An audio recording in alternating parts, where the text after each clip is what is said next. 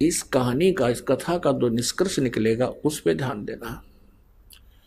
अब इतने सिद्ध पुरुष होकर भी वो मोक्ष प्राप्त नहीं थे, मोक्ष की साधना नहीं थी। परमात्मा कहते हैं, परमेश्वर अपनी अमृतवाणी में, कि ऐसी ऐसी 24 सिद्धियां भी आपके पास आ जावें तो अगर सत साधना नहीं है तो भी आपका जीवन व्यर्थ है। अब क्या हुआ, अब इस बात से और आसपास खूब महिमा होगी उस संत की, भाई ऐसा संत है, ऐसा संत, ऐसा हो गया, ठीक है। कुछ दिनों के बाद उसकी मृत्यु होगी, संत की, उस महात्मा की। शेख फरीद तो भक्ति के लिए निकला था और वो तपस्या की मार्ग बताता था। अब जो गुरु था वो साधना बताता था कि तप करो, कष्ट दो शरीर को ज्यादा से ज्यादा, तब तुम्हें परमात्मा प्राप्ति होगी, दर्शन होंगे, दीदार होंगे अल्लाह के। अब शेख फरीद वह आश्रम को छोड़ गया, क्योंकि वहां गद्दी के भूखे थे, उनको गद्दी नहीं चाहिए थी। वहां जाकर दूर साधना करने लग गया। अब उसने ये सोचा था कि गुरुजी ने बता रखा है कि ज्यादा से ज्यादा तप करेगा, शरीर को कष्ट देगा भगवान, तब तुम्हें दर्शन देगा। 12 वर्ष में उसने 50 किलो अन्न खाया। 12 वर्ष में 50 किलो अन्न।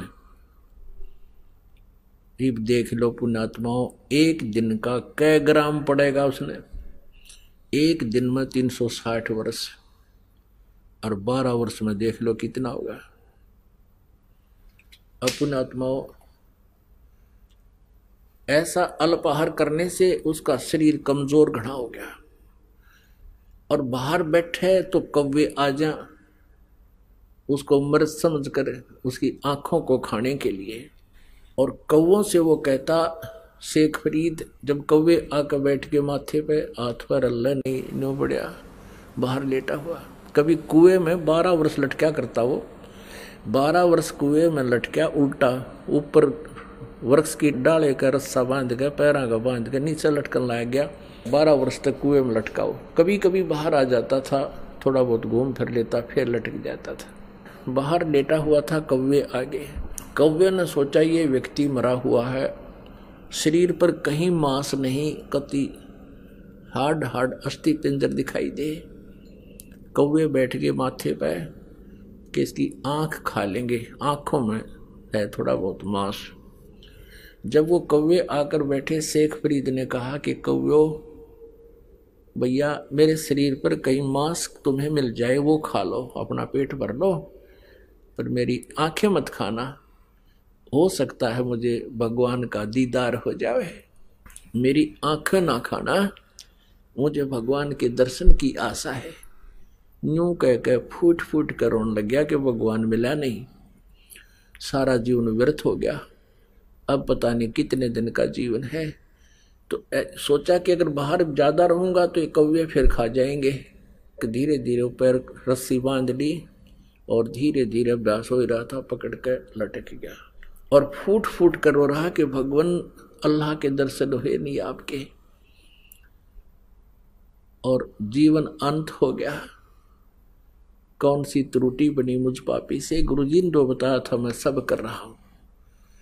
अब जब ये दशा देखी, कहते हैं जो जन मेरी शरण है, ऐसी पुण्यात्माएं जो हैं वो कभी परमेश्वर कबीर जी की शरण में, उनके सानिध्य में साधना किए हुए होते हैं, जब वो तत्वदर्शी संत रूप में पृथ्वी पर विराजमान होते हैं। उसमें इतनी अच्छी भक्ति बन जाती है कि कई जन्मों तक भी वो अगर पार नहीं होते तो यहाँ भटकते रहते हैं, उसकी तरफ रहती है वो भक्ति, अंश समाप्त नहीं होता, जैसा आप जी के अंदर है। ये सभी पुण्यात्मा जो दूसरे पंथों में या धर्मों में या कहीं किसी और मंदिर मस्जिद गुरुद्वारों में जो जा रहे हैं, ये परमात्मा की भक्ति चाह रहे हैं, कभी ना कभी किसी युग में परमात्मा कबीर देव जी के सानिध्य में भक्ति किए हुए। अब शेख फरीद भी उन्हीं में से, उन पुण्यात्माओं में था जो पार हुआ नहीं। बीच में हम विचलित हो जाते हैं क्योंकि हम भगवान को पहचान नहीं सके, क्योंकि हम सदग्रंथों से परिचित नहीं थे, इसलिए हम विचलित होते रहे। भगवान आकर चले गए, हम यहीं रह गए, वो हम उनके साथ नहीं जा सके क्योंकि हम उनको पहचान नहीं सके, उन पर विश्वास बना नहीं। अब शेख फरीद लटका हुआ रो रहा बुरी तरह।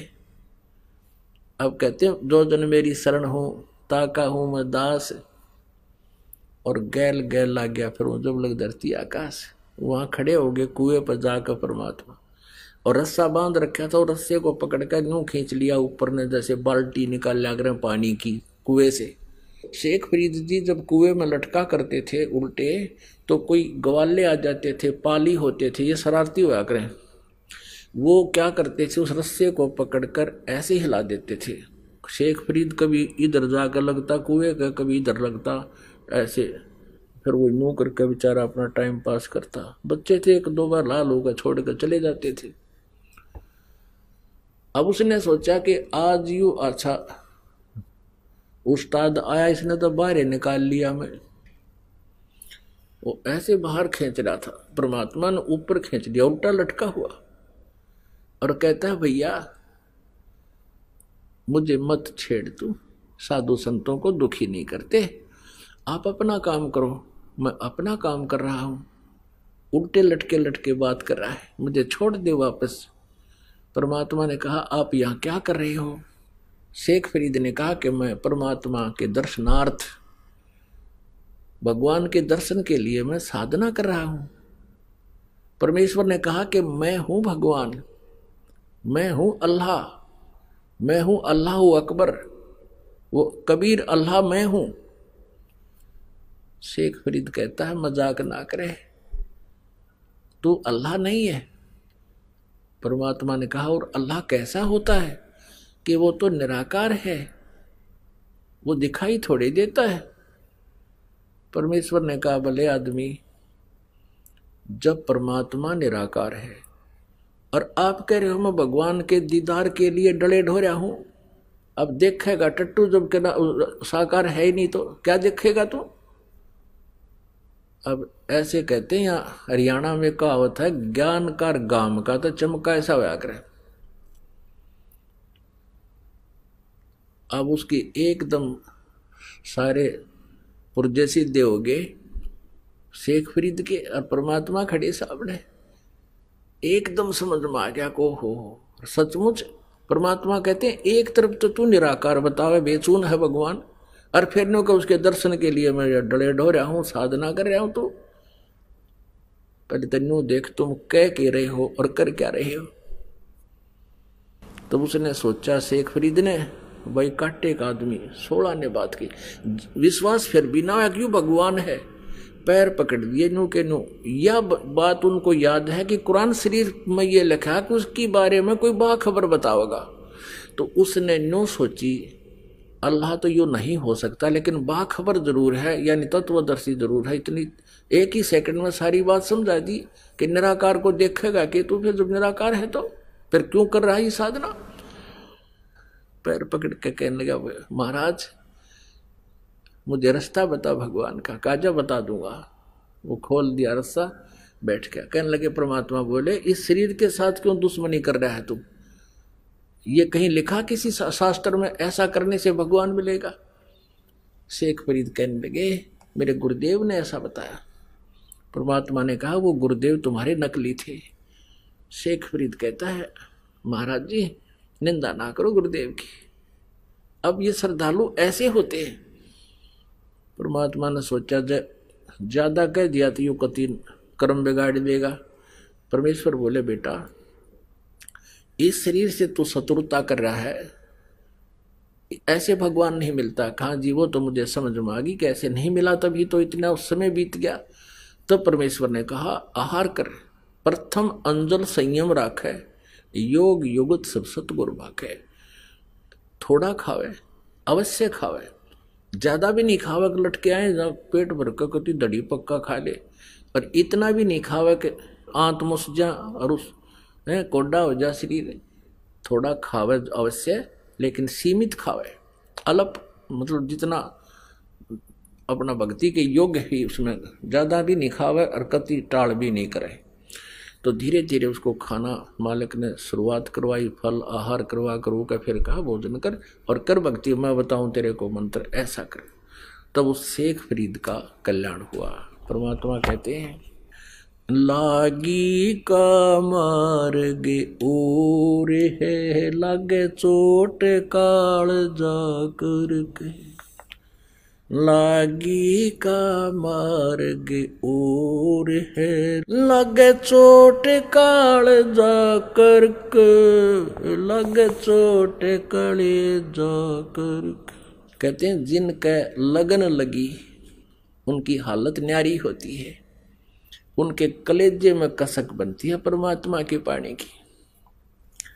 बन कुएं में शेख फरीद ने कैसी मीठी बोली भाषा, कुएं में शेख फरीद ने किसी मीठी बोली भाषा।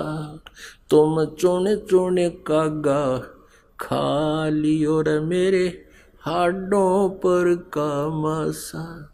तुम चुन चुन कागा खा लियो रे मेरे हाडों पर का मासा। मेरे दो नैना मत छेड़ियो रे मोहे राम मिलन की आशा। मेरे दो नैना मत छेड़ियो रे मोहे राम मिलन की आशा। जिन करी तपस्या घोर थी वो ओहे आसरे हर के। वो ओहे आसरे हर के, वो ओहे आसरे हर के। लागी का मार्ग लग चोट काल जा कर को, लग चोट काल जा कर के। लागी का मार्ग और है, लग चोट काल जा कर के। सुल्तानी मगन बैराग में जिन तज दिया बलख बुखारा। सुल्तानी मगन बैराग में जिन तज दिया बलख बुखारा। कदे पालकियों में चाहल तेरे आज ठालिया गुदड़ बारा। कदे पालकियों में चाल तेरे आज ठालिया गुदड़ बारा। सब संगी छोड़ी रोवती रोवे था कुण बासारा। सब संगी छोड़ी रोवती रोवे था कुण बासारा। शोर मचारण वास में ना देखा पीछा फिर के।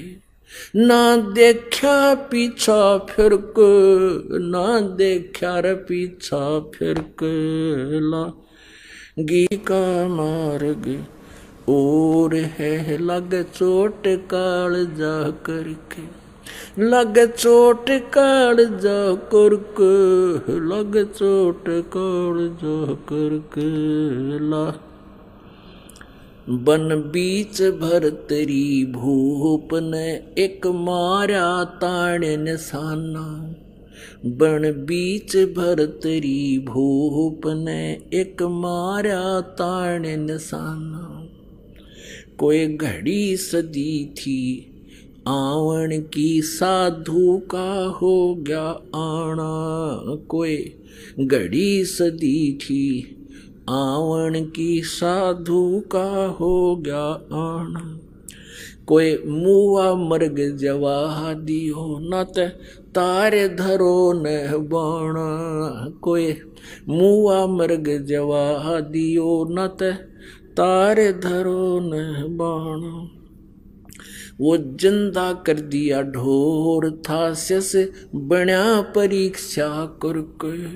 सस बण्या परीक्षा करके, सस बण्या परीक्षा करके। लागी का मार्ग और है, लग चोट काल जा करके। लग चोट का